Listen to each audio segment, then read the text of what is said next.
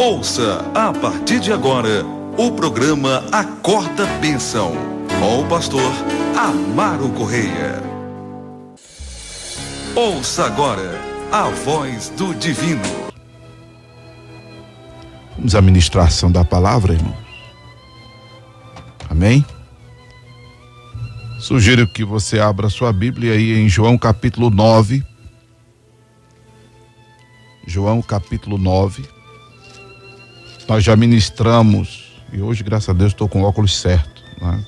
A falta do óculos estava atrapalhando muito aqui, muita luz, e as letras da Bíblia miudinha, realmente a vista já não está ajudando tanto, né? Estava atrapalhando, mas hoje, graças a Deus, estamos devidamente equipados. João capítulo 9, nós já abordamos aquilo que pontuamos para os irmãos, iremos falar depois da abordagem que fizemos até o versículo de número 12. A leitura que fizemos da segunda parte, né, ou da parte 2A, o Guilherme vai organizar aí no Face, que já no Zap aí, no YouTube, aliás, que já tá tudo bagunçado na minha cabeça. Mas eu li do 1 ao 13, do 1 ao 12, falamos 2 vezes desse trecho. Li do verso 13 ao verso de número 25. Fiz a leitura e depois eu fiz a abordagem do versículo 16. E ontem eu li do versículo 26 até o versículo 41. Fiquei de voltar para abordar com os irmãos o que pontuamos no versículo 17, versículo 22 e os versículos 24 e 25. Então, andando já nesta abordagem, eu fiquei de falar para os irmãos o fato de que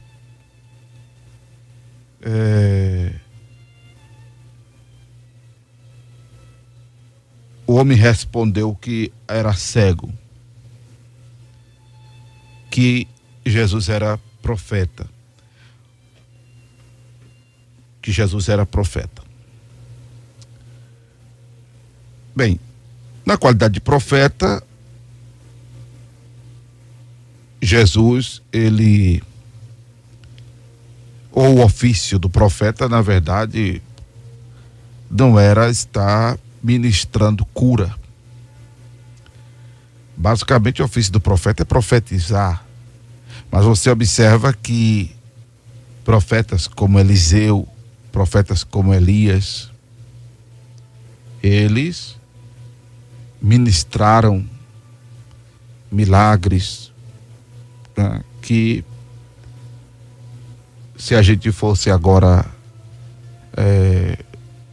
fazer uma dissertação dos milagres que eles fizeram, foram muitos. Teve machado flutuando, teve mulher estéril engravidando, teve filho de viúva ressuscitando, teve multiplicação de farinha da panela, de azeite da botija, né? Teve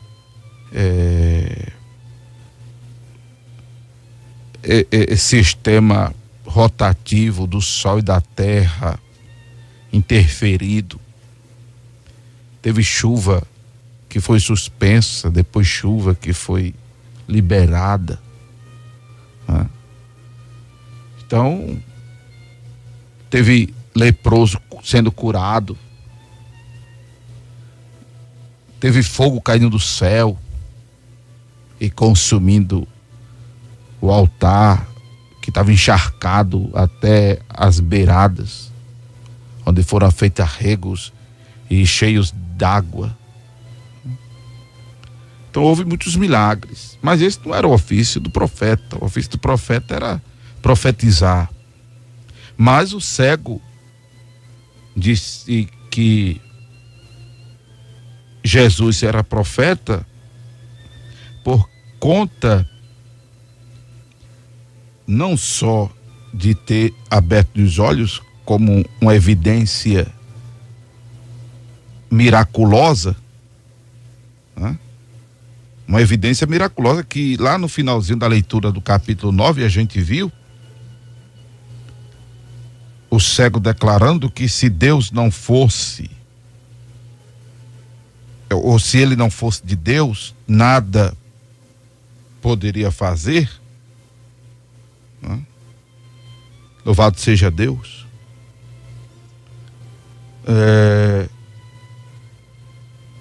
Isso evidencia exatamente o fato de que o cego, ele tinha uma certa noção da imensidão, da amplitude do ministério de Jesus. Mas esse não era o ofício do profeta, especificamente operar milagres.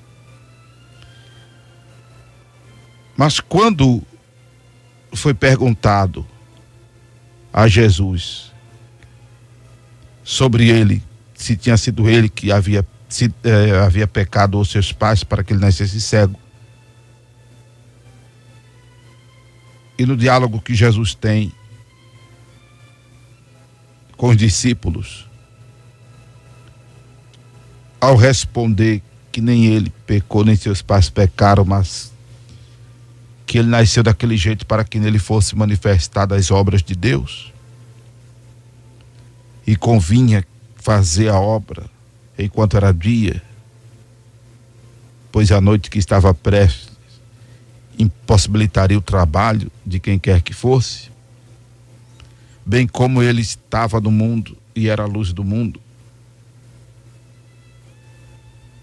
não é?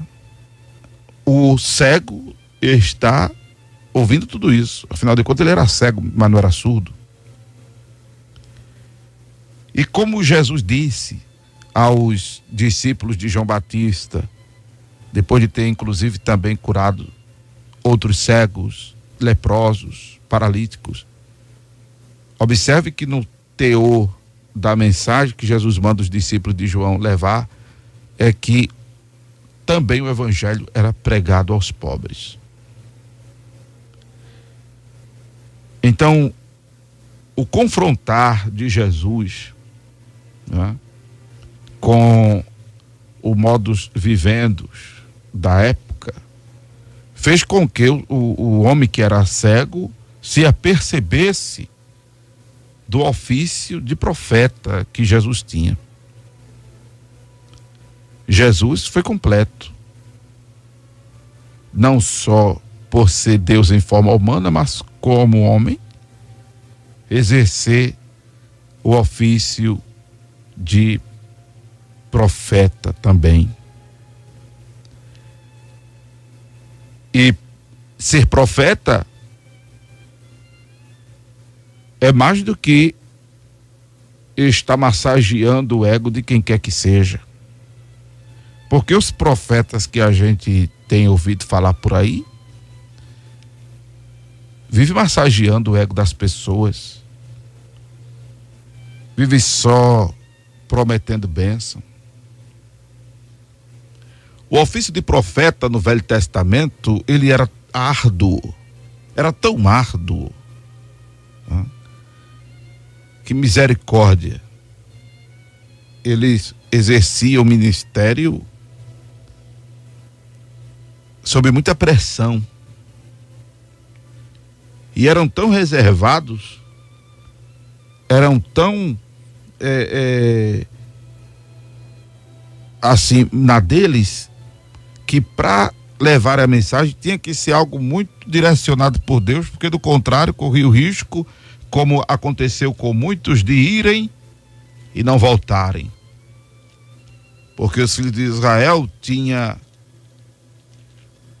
por praxe matar os profetas. O próprio povo de Israel matar os profetas. E quando não os matava, zombavam deles, escarneciam deles, desprezavam eles. Como está escrito em 2 Crônicas, capítulo 36, versículo 16. Não era fácil ser profeta. Nos dias de hoje é muito fácil estar dizendo eu sou profeta de Deus para a sua vida. Né? O que mais nós temos, infelizmente, nos dias de hoje, que muitos crentes estão dando por profeta, são pessoas com espírito de adivinhação. Temos profeta hoje? Temos. Não no ofício, não da estirpe de Elias, de Isaías, de Ezequiel, que eram profetas que falavam para uma nação. Eram pessoas que tinham também uma sensibilidade espiritual aguçada, aflorada. E eu falando de profeta, eu também me lembrava de Ezequiel, falando sobre o ardoroso ofício profético, né? Que Ezequiel viveu experiências profundas para poder exercer o seu ministério, porque ele também tornou-se relutante ao ponto de o Senhor dizer-lhe que não temesse as palavras dos filhos de Israel, ainda que eles fossem como sarça, ainda que eles fossem como espinhos, porque ele habitava com escorpiões. Ele não temesse suas palavras, nem se assustasse com o rosto deles. Ele foi relutante, por isso que o Senhor lhe disse que lhe falasse a palavra que ouvissem, que deixasse de ouvir. Porque as palavras dos profetas, irmãos, nunca foram agradáveis como a gente pensa. Como nos dias de hoje. Os profetas, né, vivem só cuidando de agradar o povo. Houve uma corrupção no ministério profético já lá no Velho Testamento. E é claro, os profetas de hoje nem se compara, misericórdia. Há muito a desejar. Porque era confrontar o povo com os seus pecados. Os profetas não eram benquistos, como a gente pensa que eram, não. Como o exercício apostólico, né, que padeciam por ser cristão, que padeciam pelas verdades do evangelho. A vida dessa turma não foi mar de rosa, não. Tiago teve a cabeça arrancada, Estevão foi morto a pedrada, João Batista também arrancaram a cabeça dele. Por muitas vezes procuraram matar Paulo. Paulo já teve situações de fugir dentro de um cesto, igual aquele do tamanho da multiplicação dos 7 pães e 5 peixes. Então os apóstolos não tiveram vida fácil, os profetas também não tiveram vida fácil, não.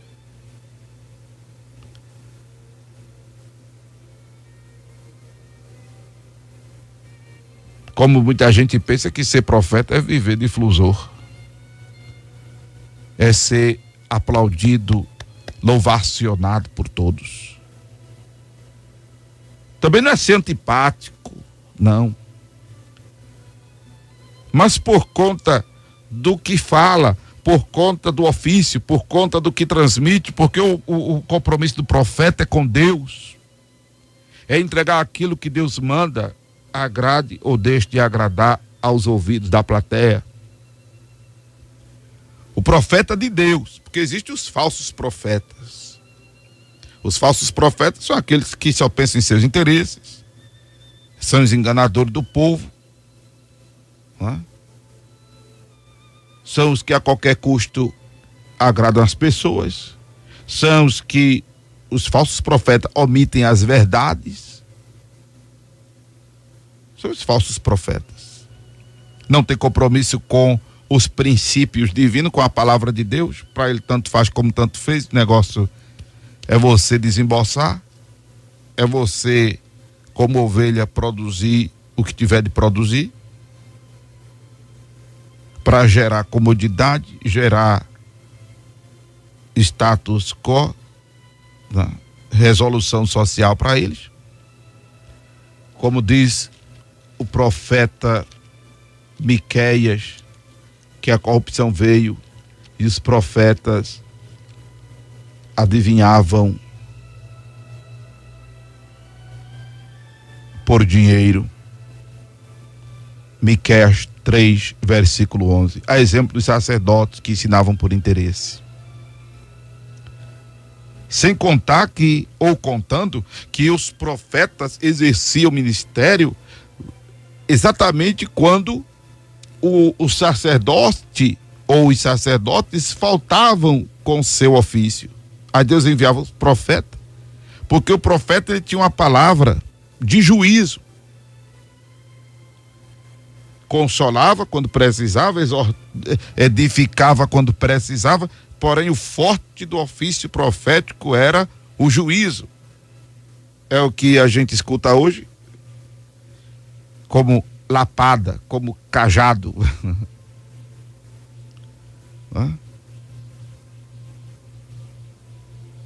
É o ofício do profeta. Por isso que o profeta não era bem quisto, ou 100% quisto.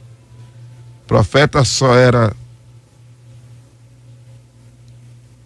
amado e admirado e respeitado,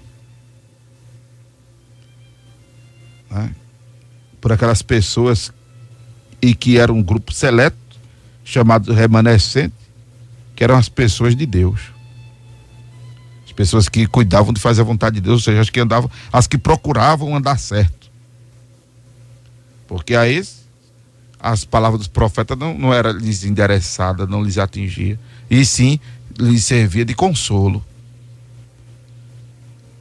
Lhes servia de consolo. Porque sabiam eles que Deus estava ao lado deles. Louvado seja o nome do Senhor Jesus. Então, o ofício do profeta não era essa coisa que muitos hoje desejam ostentar. Fico feliz quando alguém diz que quer ser pastor, que quer ser servo do Senhor. Paulo disse que quem deseja o episcopado, excelente coisa deseja. Porém que a motivação, seja exatamente essa, de exercer o ministério profético à luz da Bíblia. Ou seja, não vai agradar todo mundo, de repente vai cair na antipatia de muita gente, se for uma pessoa de Deus, se for um profeta de Deus, que vai ter que falar não o que o povo não o que o povo quer ouvir, mas o que o povo precisa ouvir, e que não vai ter vida fácil,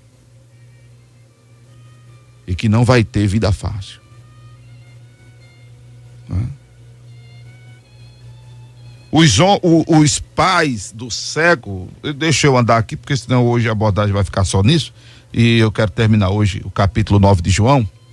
Os pais do cego negaram que o Cristo havia curado seu filho, porque eles temiam ser expulsos da sinagoga. Eu disse que ia abordar isso aqui na perspectiva escatológica, porque aqueles que confessarem a Cristo num futuro, eu imagino, próximo, aqueles que confessarem a Cristo serão obstruídos serão interditados, serão interditados. Na perspectiva de Apocalipse capítulo 13, período em que supomos a igreja já não estará na terra. Eu prefiro acreditar que a igreja não estará na terra, que é o período da grande tribulação. Não é? Da grande tribulação. A igreja vai até passar por uma tribulação, mas a grande tribulação, que é um período sem igual, os que negarem a Cristo não poderão comprar nem vender, né? Porque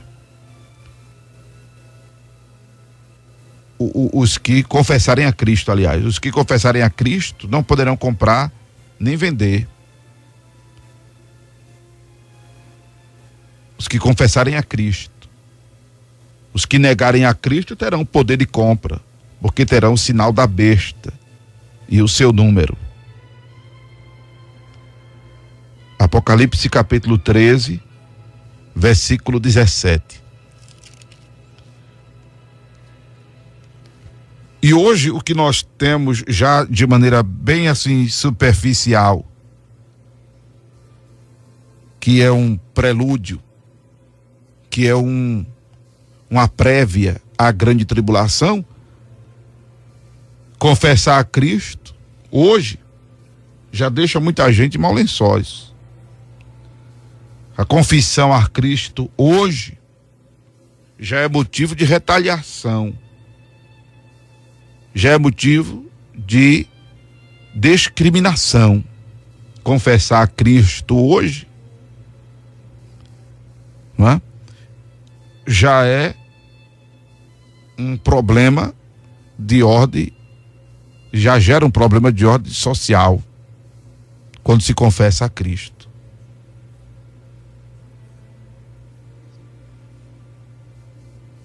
Mas Jesus mesmo disse que aqueles que o negarem diante dos homens serão negados diante dos anjos.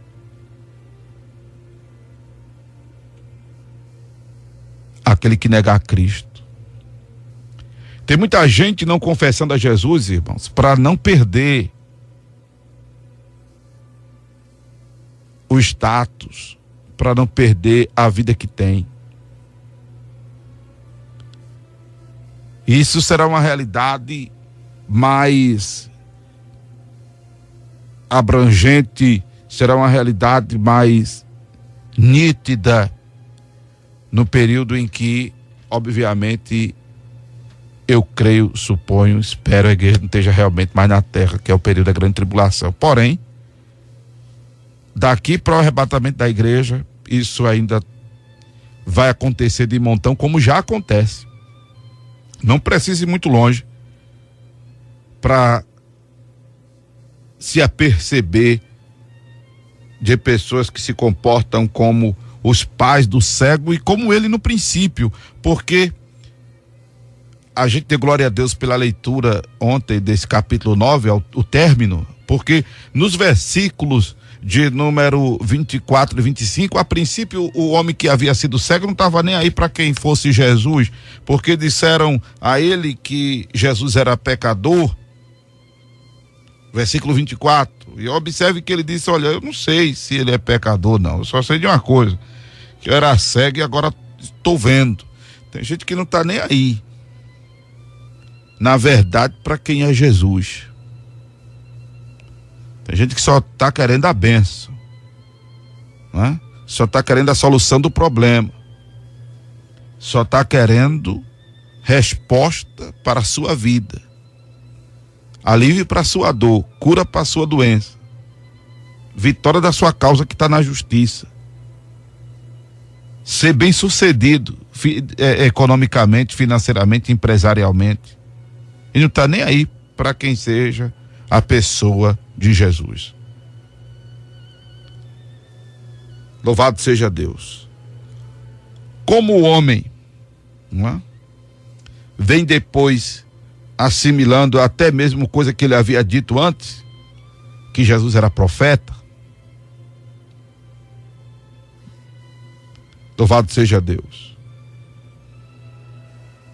E diante das perguntas que foram fazendo a ele, do tipo, que te fez ele? Como te abriu os olhos? Aí o homem diz, eu já disse a vocês, versículo 27, e vocês não ouviram. Vocês querem ouvir o quê? Vocês também querem fazer-se discípulos dele? O homem começou a irritar-se. E foi se apercebendo, a ficha dele vai caindo. Aí os homens dizem, não, a gente não quer ser discípulo dele, que seja tu. Nós já somos discípulos de Moisés.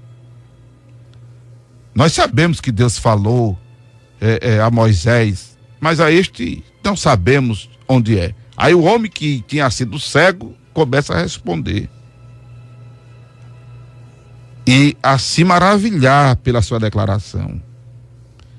Que aí estava a maravilha.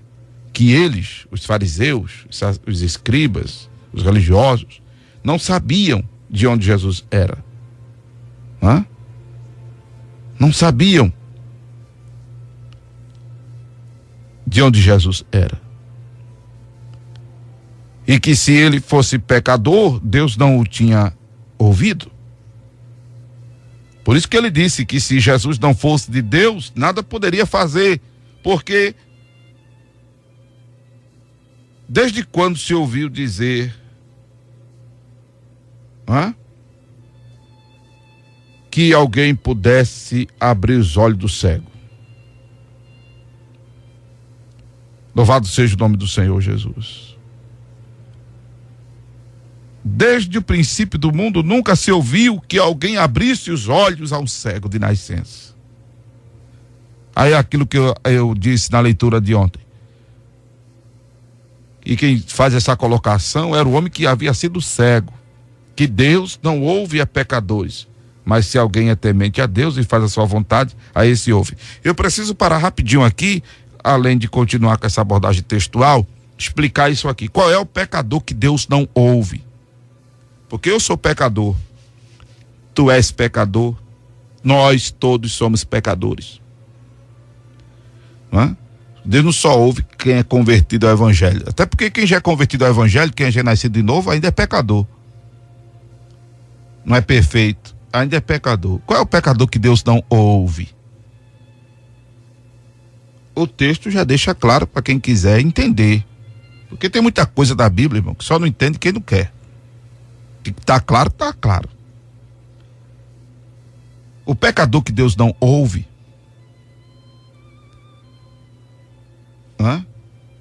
é aquele que não faz, como diz o texto, a sua vontade. Ou seja, está fora, o que ele pede está fora da vontade de Deus. Contraria os princípios, contraria a moral de Deus, contraria os valores de Deus. A esse pecador Deus não ouve, porque a outros pecadores Deus ouve. Em 2 Coríntios capítulo 6, versículo 2, já mostra que Deus ouve a todo pecador. Por isso que eu disse no programa de ontem, meu irmão, precisa eu estar dizendo que Deus está nesse teu problema, nessa tua causa, você que não é crente, que Deus está. Como o rapaz que me ligou ontem, preocupado com a família, mesmo sem ser convertido, o porteiro, Deus está na causa dele. Não é porque ele não é convertido que Deus não esteja. Porque quem quer o bem da família, quem quer a família harmonizada, é Deus. Que sem dúvida está trabalhando para que haja paz no lar dele. Por isso que ele escuta o programa, por isso que ele conseguiu linha, por isso que ele conseguiu pedir oração, apesar de ele não ter se convertido. Como Deus, meu irmão, está nesse teu problema. E tu precisas conhecer Deus para saber disso. Independente de que qualquer pessoa diga, Deus está no problema de todo mundo. Ou seja, trabalhando em função de todo mundo. Em função de dar vitória, em função de resolver, em função de gerar paz. Agora, se esse pecador está pedindo coisa, como eu já disse aqui um exemplo, eu vou lembrar esse exemplo de novo. Quando eu estava em outra emissora, chegou uma pessoa me pedindo oração. Preste atenção ao pedido de oração, para você entender qual é o pecador que Deus não ouve. Pastor, ora por mim, para que fulana deixe o marido dela e fique comigo. Aí quem estava me pedindo isso era para orar para Deus fazer um casamento. Veja que tipo de pedido. Aí Deus já nem ouve. A outra razão que impediria Deus ouvir, a oração, que quem estava fazendo esse pedido era uma mulher. Era uma mulher me pedindo oração para que outra mulher deixasse o marido para ficar com ela. Mesmo que fosse para deixar o marido, para que o marido dela viesse ficar com ela, estava tudo errado. Estava tudo errado. Entende qual é o pedido? Entende qual é o pecador que Deus não ouve, irmão? Essas orações que os crentes chamam de oração ao contrário. Oração do contrário é macumba, irmão. É orar para fulano ser derrotado, é orar para Deus matar fulano. Peraí, nem ora esse tipo de coisa que Deus nem escuta. É o pecador que Deus não ouve. Mas o pecador que clama: Senhor, me socorre, Senhor, me ajuda, Senhor, me livra, Senhor, me dá vitória, Senhor, me cure, Senhor, me liberte. A esse pecador Deus ouve. Como está escrito em 2 Coríntios 6, verso 2. Ouvi-te em tempo oportuno, socorrer-te no dia de salvação. Para terminar o versículo diz: eis aqui agora o tempo oportuno, eis aqui agora o dia de salvação. Então, minha irmã, meu irmão, clame a Deus e creia, Ele está a lhe ouvir. E não tem ninguém mais interessado em te dar vitória do que o Senhor. Não tem ninguém mais interessado em te ajudar do que o Senhor. Não tem ninguém mais interessado em teu bem-estar do que o Senhor, meu irmão, minha irmã. O Senhor está perto de ti, como está escrito, que desde a antiguidade não se ouviu, nem com os ouvidos se percebeu um Deus como o nosso Deus, que trabalha para aqueles que nele esperam. Você está esperando em Deus? Está clamando a Ele? O Senhor diz: aquele que invocar o meu nome será salvo. Por causa da pressão do pobre e gemido do necessitado, me levantarei agora, diz o Senhor. Clama a mim, responder-te-ei. Tudo que pedires ao Pai em meu nome, crendo, o Pai vos concederá. Então Deus está nesta tua causa. Deus está a te ouvir. Deus está a te escutar. Louvado seja o nome de Jesus. Vamos à oração? Amém? Vamos invocar o nome do Senhor, crendo, aleluia, que Deus nos ouve em nome de Jesus. Você acabou de ouvir o programa Acorda Bênção, com o pastor Amaro Correia.